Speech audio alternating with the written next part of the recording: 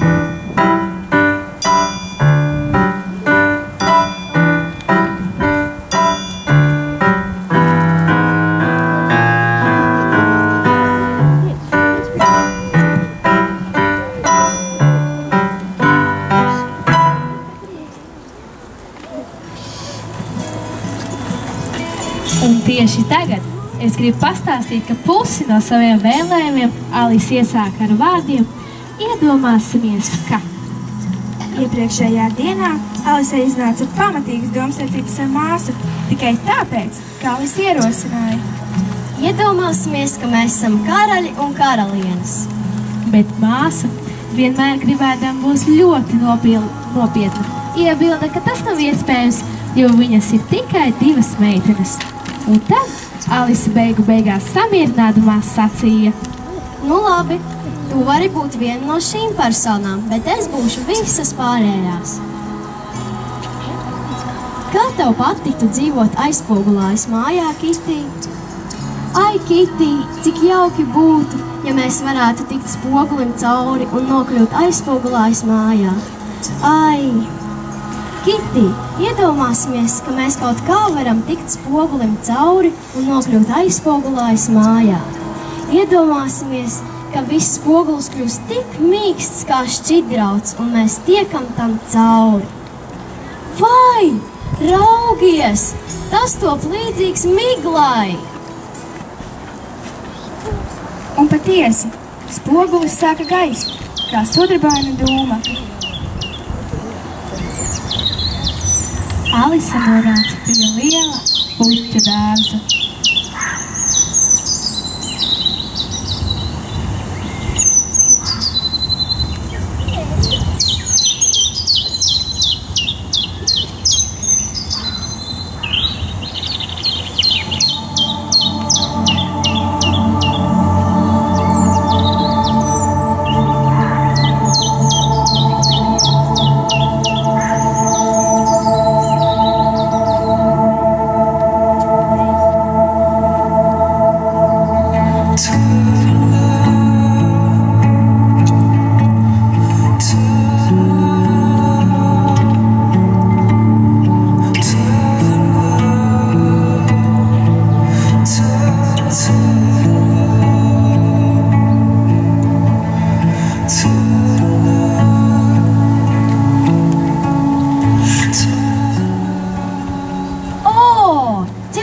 Vīnogaru kronis. Alise iesaucās, uzrunādama ziedus. Es vēlētos, kaut tu spētu runāt. Mēs spējam runāt! Mēs spējam runāt!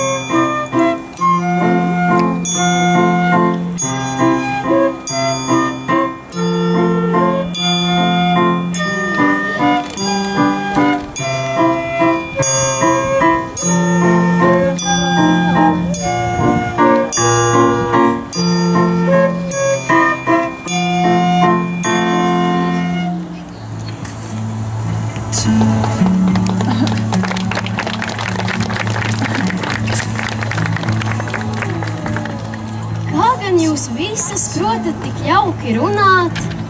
Ieliec plaustu pie zemes, kad tu sapratīsi. Alise tā arī izdarīja.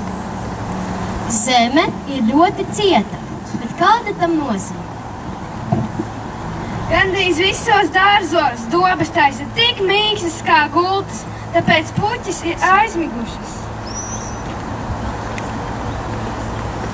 Izklausījās gluži ticami, un Alisei tas šķita interesants atklājums. Dārzā ir vēl viena puķa, kas kustas tāpat kā tu. Vai viņa ir man līdzīga? Viņa nāk! Viņa nāk! Viņa nāk!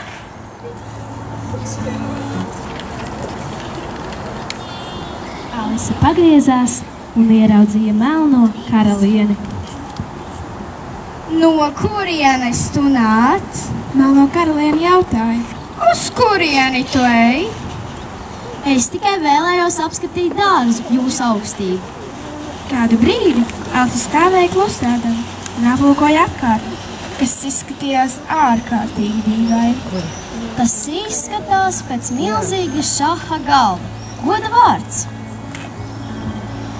Trūkst vienīgi figūru, kas pārvietojas.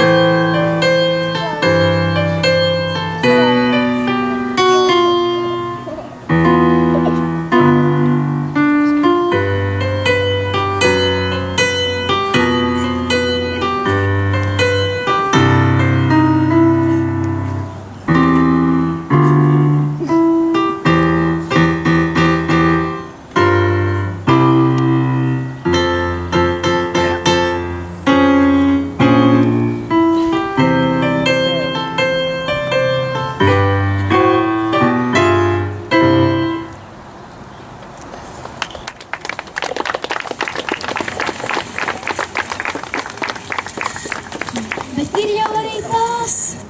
Tā ir varan milzīga šaha partija, ko spēlē visā pasaulē. Ai, kādi joki! Kā es vēlētos piedalīties šajā spēlē. Vislabāk man patiktu būt par karalieni. Tas ir viegli sasniedzams. Tu vari būt par balto karalienes bandinieku, ja vēlies. Kad nonāks 8. lauciņā, būsi karaliene. Mēs abas būsim karalienes, un tad tik būs svētki un prieki. Šajā mirklī viņas abas neskāpēc sāka skriet. Visdīvainākais šajā skrējienā bija tas, ka nec koki, nec apkārtni nemainījās. Lai cik ātri viņa skrēja, garām nekām nepaspēja. Interesanti, vai visi skrien mums līdz? Sekos uz prātoju. Mūsu pusē parasti var kaut kur nokļūt, ja skrien tik ātri un tik ilgi kā mēs. Atpalikusi puse! Sacīja karaliene. Kā redzi, ja vēlies nokļūt tajā pašā vietā, kur esi, jāskrien cik ātri tu vari. Bet, lai nokļūtu kaut kur citur, jāskrien vismaz 2 reizes tik ātri. 2 reizes tik ātri! 2 reizes tik ātri! 2 reizes tik ātri! Karaliene izgaisa. Viņa var skriet ļoti ātri. Alise nodomāja.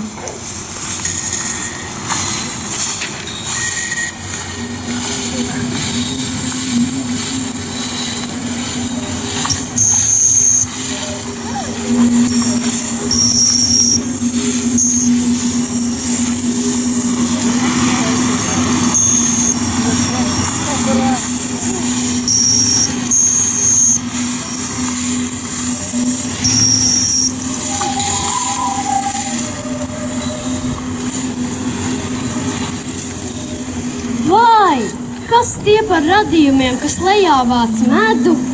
Bites tās nevarētu būt. Brīdi jau stāvēja un vēroja. Patiešām, kā īstas bites. Labāk iešu pa citu ceļu. Lielos kukaiņus es varu apciemot varbūt vēlāk. Es noteikti gribu nokļūt 3. lauciņā.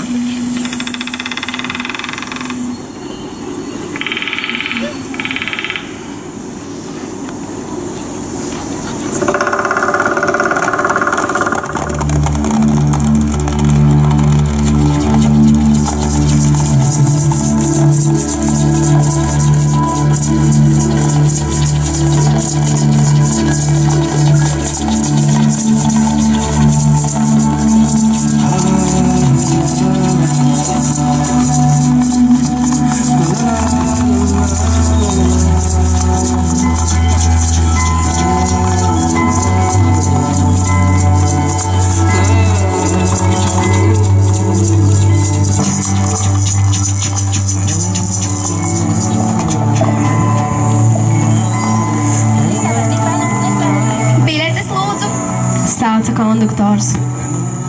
Rādi nu savu biļeti, bērns. Rādi nu savu biļeti, bērns! Konduktors sacīja nīgri skatīdamies uz Alisi.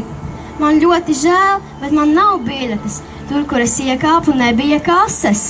Kasē tur nebija vietas. Zeme dārgi maksā. 1000 mārciņas par vienu pēdu! Lokomotīvai dūmi maksā. 1000 mārciņas par vienu dūmu mutuli! Labāk nesaki nekā. Valoda dārgi maksā. 1000 mārciņas par vienu vārdu! Tu brauc uz nepareizo pusi.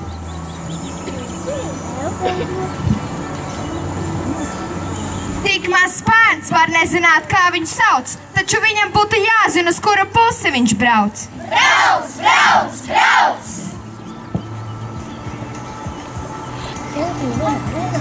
Viņai būtu jāzina, kur atrodas biļešu kase. Pat tad, ja viņa nepazīst nevienu burtu.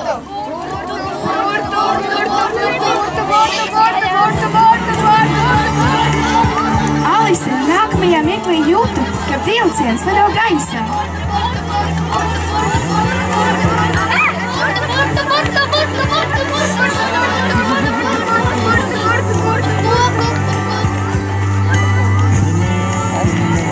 Un nu viņa sēž zem koka. Tajā sēž ots un runā.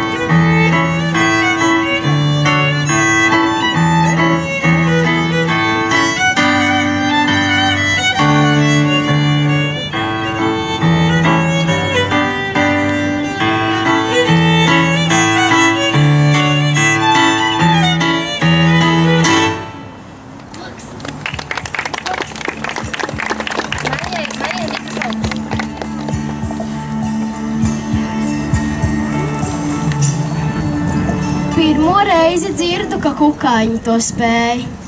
Kāda jēga kukaiņiem dot vārdus, ja tie neatsaucas, kad tos sauc? Ods brīnījās. Kukaiņiem no tā jēgas nav nekādas, tas ir svarīgi cilvēkiem. Diez zin, vai tu gribētu savu vārdu pazaudēt? Ods jautāja. Noteikti ne. Alise uztraukti atbildēja. Es gan tā neteiktu. Ods piezīmēja. Iedomājies vien, cik izdevīgi tev būtu atgriezties mājās bez vārda. Es esmu pārliecināta, ka tā nekad nevarētu notikt. Ods aizlidoja.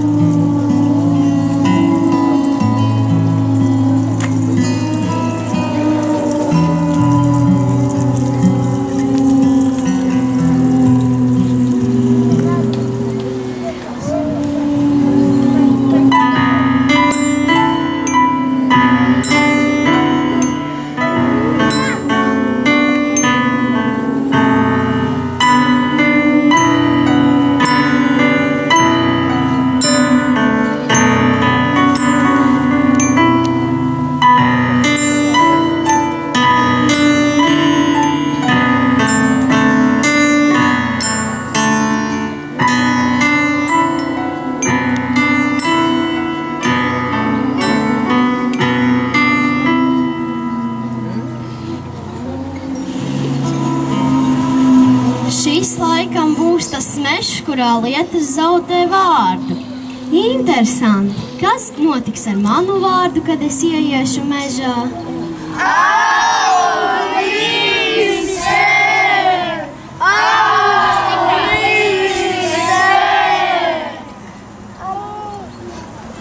Interesanti, kas gan tagad es esmu? Cilvēks! Cilvēks!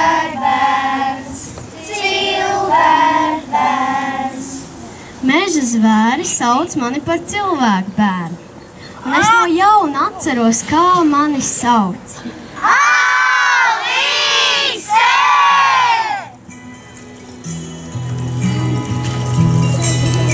Tā, pati par sevi sarunādamās, viņa gāja uz priekšu, līdz asā līkumā gandrīz uzskrēja diviem maziem.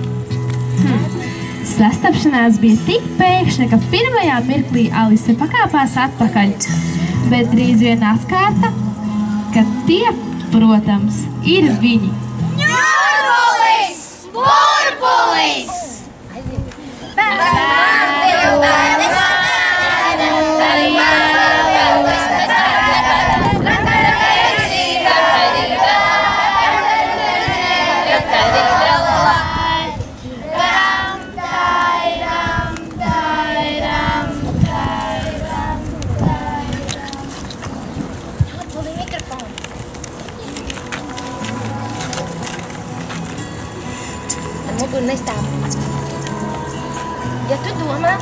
Ja tu domā, ka mēs esam vaska figūras, tad par skatīšanos tev ir jāmaksā.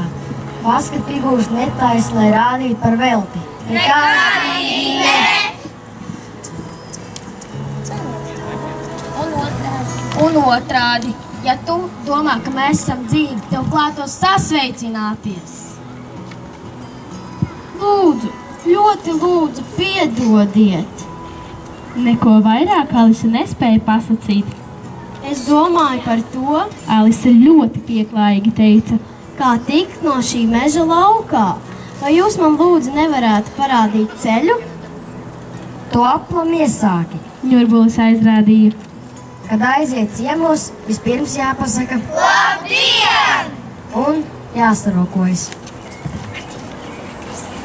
Alisei nemaz nepatika ar viņam sasveicināties, jo viņi nezināja, kuram pirmajam sniegt roku tā, lai otrs neapvainotos, un izlēma, ka vispareizāk būtu, ja satvers uzreiz abas rokas. Nākamajā mirklī viņi visi trīs griezās riņķī.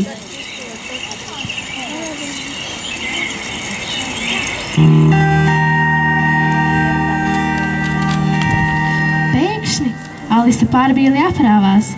jo pavisam tuvu askanēja šņākoņi.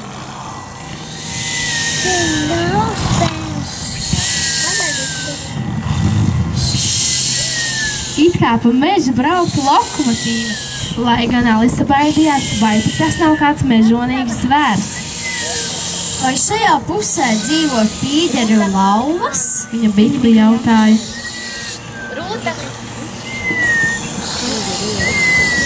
Turš nāc melno karalis. Tagad viņš sapņo, un kā tu domā? Par ko? Par tevi, par tevi, par tevi, par tevi, par tevi, par tevi, par tevi. Alise ieskrēja dziļāk mežā, līdz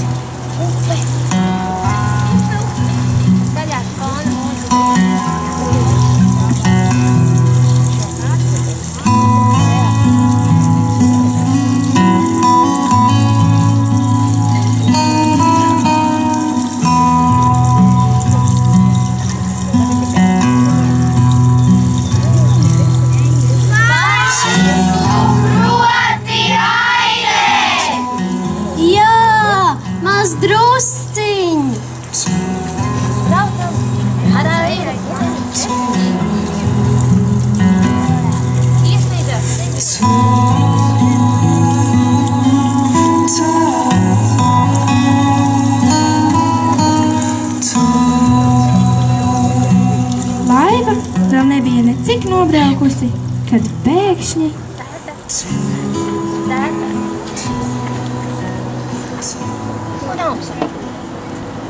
Oliņš, boliņš, tup uz žoga, oliņš, boliņš nogāžas.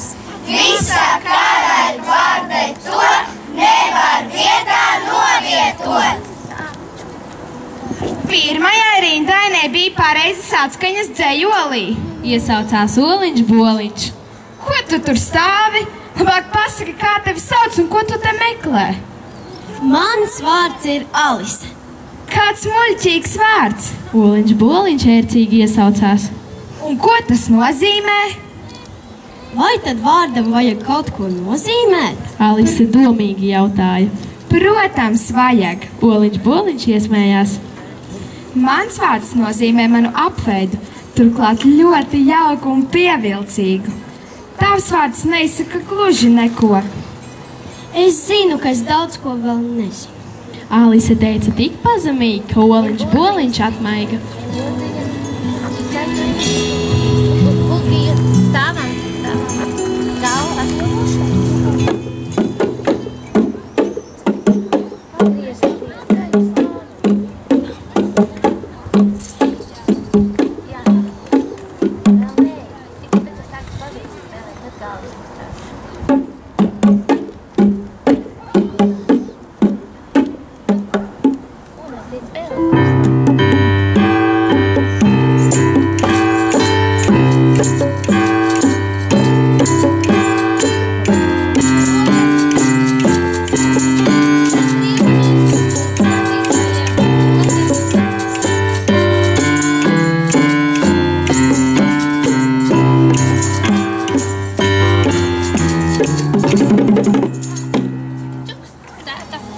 Iestājās ilgs klusuma brīdis. Vai tas ir viss? Viss. Atteica Oliņš Boliņš. Uz redzēšanos. Uz redzēšanos līdz nākamajai tikšanās reizei. Es tevi nepazīšu, ja mēs atkal tiksimies. Oliņš Boliņš īdzīgi sacīja, sniegdams Alisei vienu pirkstu. Tu esi tik līdzīga citiem cilvēkiem. Cilvēkus parasti atšķir pēc sejas. Alise saprātīgi piezīmēja. Tur jau tā nelaime. Tev ir tieši tāda pati seja kā visiem citiem cilvēkiem. Divas acis, vidū deguns, zem deguna mute. Viss kā citiem. Ja tev, piemēram, abas acis būtu deguna vienā pusē, bet mute atrastos virs acīm, būtu pavisam cita lieta. Tas neizskatītos glīti. Alise iebilda, bet Oliņš Boliņš aizvēris acis noteica. iekams neesi izmēģinājusi, nerunā. Alise kādu brīdi nogaidīja.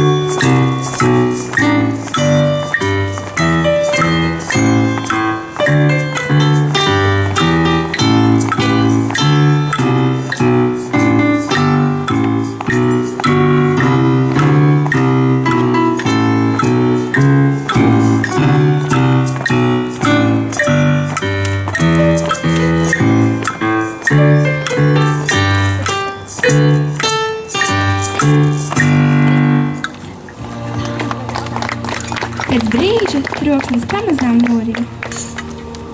Tomēr tas nav bijis sapnis. Viņa pie sevis sprieda. Ja vien mēs visi neesam daļa no viena un tā paša sapņa. Es vienīgi ceru, ka tas ir mans sapnis, nevis melno karaļa sapnis. Es negribu darboties svešos sapņos. Šajā brīdī Alises prātojums pārtrauca skaļš sauciens. Hei, hei, šaks! Un viņa ieraudzīja melno zirdziņu jātnieku. Pēc acu mirkli jāskanēja kāda cita balss. Hei, hei, šaks! Šoreiz tas bija balto zirdziņu jātnieks. No visiem brīnumiem, kurus Alise piedzīvoja aizspoglājā, šis iespiedās viņa sapņā visskaidrāk.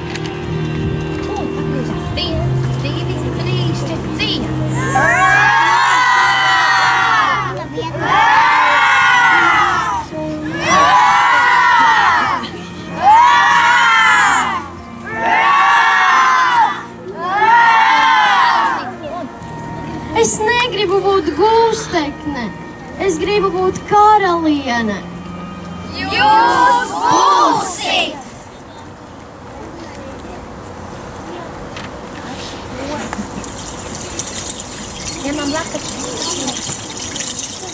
Alisei vēl bija jātiek pāri pēdējam strautam. Līdz strauta malā bija tikai pāris soļi.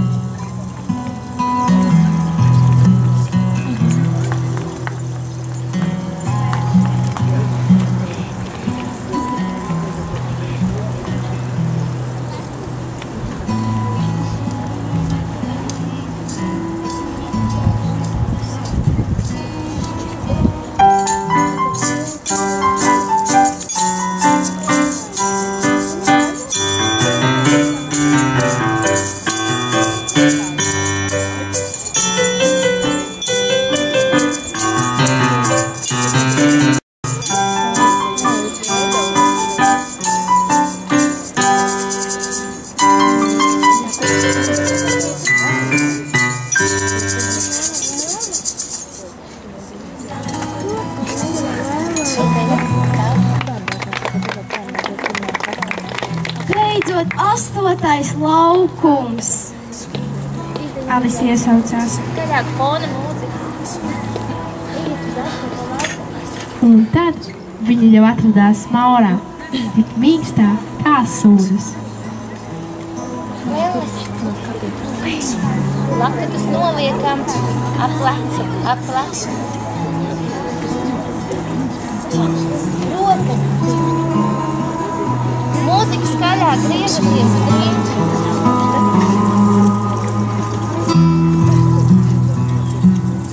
Ai, cik es esmu priecīga, ka nokļuvu šeit.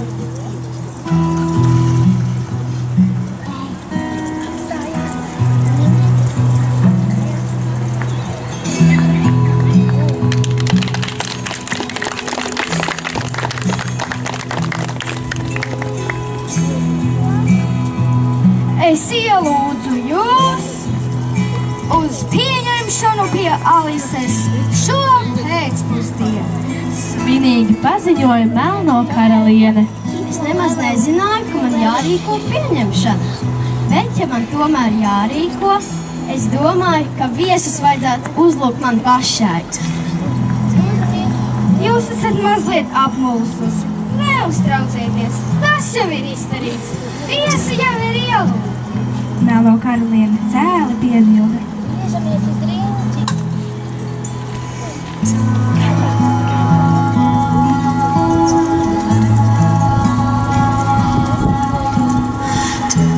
Iedama cauri lielajai zālei, Alise tramīgi skatījās apkārt un ievēroja, ka sanākuši apmēram Ļoti daudz viesu, raivā sabiedrība, gan dzīvnieki, gan putni. Varēja redzēt vairākas puķes.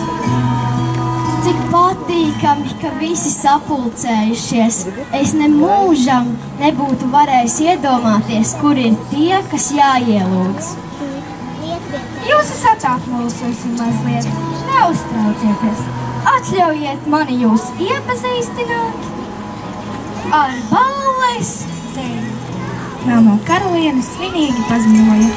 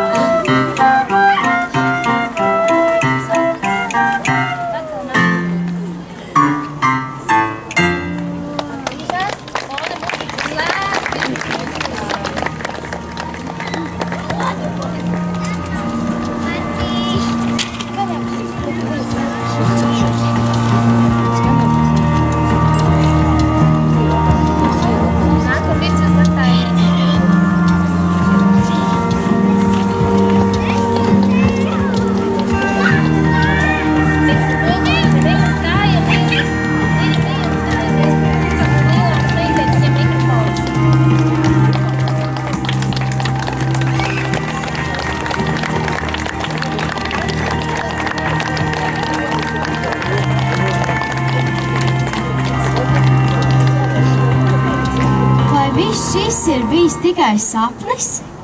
Starp citu, Kitī, ja tu patiesi esi bijusi manā sapnī, tev vajadzēja piedzīvot kaut ko ļoti patīkamu.